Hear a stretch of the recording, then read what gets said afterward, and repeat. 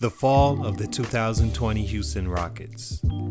The 2020 Houston Rockets, as we all know by now, failed to live up to expectations, for reasons I understand, along with ones I don't. Fans, analysts, and talking heads of all platforms deem the Rockets a contending team for this year's championship. The reason for this crowning had a lot to do with the addition of a former league MVP, Russell Westbrook, to the team. A team that already had a former league MVP, scoring champion, all-star, former teammate, and a guy that grew up around Russell. It seemed to be the best case scenario for the Rockets, who were looking to move on from routinely injured Chris Paul, a guy that had obvious troubles fitting in with James Harden and overcoming his injury woes. I think it's safe to say the loss of Chris Paul, who made an All-NBA team this year, took his team to a Game 7 and barely lost to the team featured today, was a huge blow for Houston. It's clear that Houston could have used a steady head at point guard after seeing the performance Russell put on this year.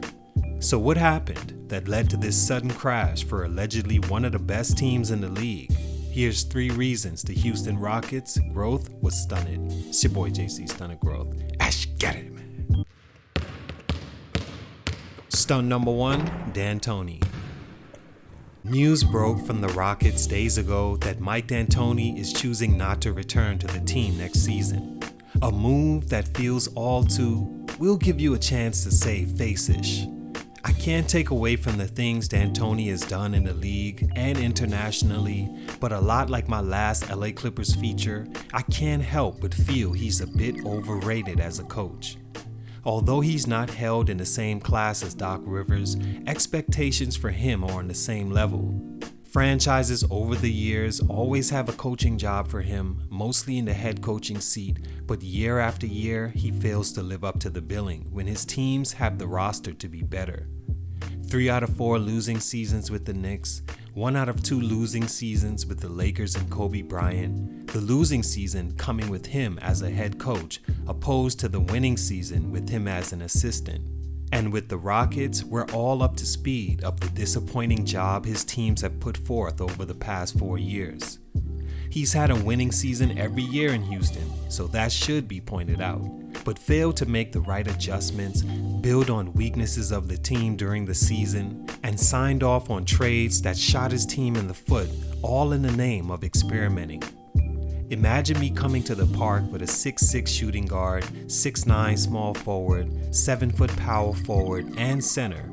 You almost the same team, but then at the last minute, you tell your 7-footer to take a seat for a 6'5" player on the sideline, believing your team will at least be faster than mine. Unaware of the fact that this is 2020, and bigs now move adequately enough, along with the game changing defensively enough, that speed won't matter. Also unaware that the game could be slowed down with smart players and high-level coaching, particularly in the playoffs. Trading Clint Capella was the worst mistake everyone involved needs to take credit for. Capella was a perfect combination with Harden and always meshed naturally with him and the new style of today's game. He was also a very good defender that rebounded and had just the right amount of experience in that system to finally get them over the hump with an added piece or a healthy Chris Paul. Trading him was D'Antoni's master plan to go smaller, routinely playing 6'5" PJ Tucker at the 5. In no way does Houston shoot well enough, pass well enough, or have the correct IQ enough for that plan to work. What they were left with was Tucker, Harden, Westbrook, Daniel House, Eric Gordon, and Austin Rivers. How does that make any sense? Playing off of motivation to show everyone they were wrong, the team started out playing really well, and by the new year, they were looking like a contender. Then the playoffs came, and they were exposed for having a system that seemed JV-ish, having no real presence down low or period on the court with the personalities they have. Toughness, IQ, none of it were present.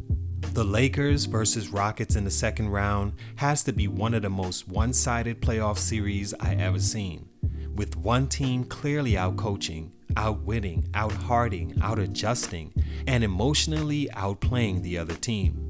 That falls heavily on leadership, beginning with Mike D'Antoni. Now that he's out the door, maybe that team can be developed better moving forward. Well, maybe not. Stunt number 2, Russell Westbrook. Well, maybe not. Having Westbrook at this point in his career as one of your primary ball handlers. Russell, to me, no question, is the most scrutinized player in the league outside of LeBron, of course, since KD left OKC, and at this point, rightfully so. KD leaving gave Russell the emotional support of the people because not many liked that KD left and who he left for. It's like when Joe Budden left Everyday Struggle. People love an underdog comeback story of triumph against all odds. So back in Russell's post-KD OKC days, his fanfare and ratings couldn't have been higher. On top of that, he deserved it, averaging a triple-double for 3 straight seasons and winning a league MVP. I've always felt since beginning to watch Westbrook that he would struggle in his older years because of how his game was predicated on him being more athletic than everyone else, while not being an able or confident shooter. But even I didn't think he would look this bad. In the 2020 playoffs, he looked awful, like he didn't even belong on the floor. And this has nothing to do with stats. The decision making by him, lack of leadership, emotional outbursts trying to fight family members, telling LeBron they better double him while his team is losing handedly, all opened our eyes to the Russell Westbrook we feared he would become. This was just the beginning. Remember when Russell Westbrook was not that bad of a shooter? Like, players didn't leave him open like this, fam. Now, it's in his head so much that when he makes one, he's screaming like it's Game 7 and rocking the baby. If you made an argument that the Rockets lost because of him, I couldn't be mad at you. He was that bad. His worst playoff year by far. Just 3 years ago, he averaged a career-high 37 points a game, 10 assists, and almost 12 rebounds. At now 31 years old, I don't see him getting back to that level of player he was, and it's mainly because mentally he's not built for it. When everyone was viewing him in a positive favor, he used that chip and powered him to the superstar he is. Now that the narrative on him is in negative favor, respectfully, I think he's too stubborn to even figure out how to change. The same stubbornness that didn't let people who doubted him stop his grind is the same stubbornness that makes his game cemented into what it will be going forward.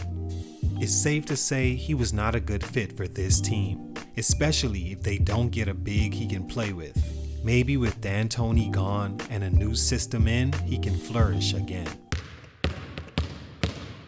Stunt number 3, James Harden.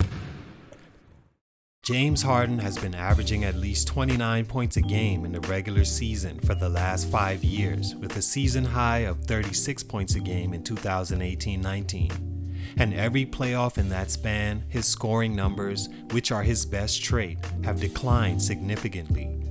In fact, he's never averaged 30 points a game in the playoffs. 5 years is a good amount of time to see what a player will most likely be going forward when the lights are the brightest. And James looks to be a guy that will struggle to change his playoff woes if he doesn't adjust some of the things he does. Things like bringing more energy and leadership, being more than a home run player with the crazy dribbles into a fancy 3 that has to feel predictable for coaches scouting him in a 7-game series. He's big enough and has the skill enough to get to the rim at will, along with the passing ability to be unstoppable. So why is he being stopped? With that said, I think James needs a better team around him at this point. If he has quality players around him that could finish above the rim or shoot like he had in Capella and Ryan Anderson, he'd get much further. The 2017-18 season's roster was perfect for him. Unfortunately, due to Chris Paul going down, they couldn't get over the hump. But that's what he needs, an athletic big man that's at least 6'10", high-motored power forward that can shoot somewhat and rebound, a second guy that's smart and can relieve him when he needs to rest going into his older years like they had in Chris Paul, and shooters all around. Eric Gordon, Stunted Growth alumni Ben McLemore and Austin Rivers are never going to be it. Not to mention, Daniel, I lost my house because of the bubble, doing hood rat shit in the midst of the biggest opportunity in his life playing the Lakers, with every eye on you in this pandemic, will never help James to a chip. Did you know that you could perhaps kill somebody? Yes, but I wanted to do hood rat stuff with my friend. Going forward, I have to say that I think if another superstar doesn't come there to help James Harden, or if they don't get lucky and find a few bigs and a shooter that can shoot and defend, this team may be headed down a very excruciating rough patch as a franchise. And if Russell Westbrook continues to choose himself over the team and not adjust his game to where he's not predictable as only a driver, they'll be even worse. I do think the first step has been taken letting D'Antoni walk, like the Clippers by now should have been done with Doc Rivers, so we'll see where it's headed. Of any championship aspiration having team, the Rockets, no question, have the most work needed to be done this offseason. It's your boy JC Stunted Growth, and I'm out.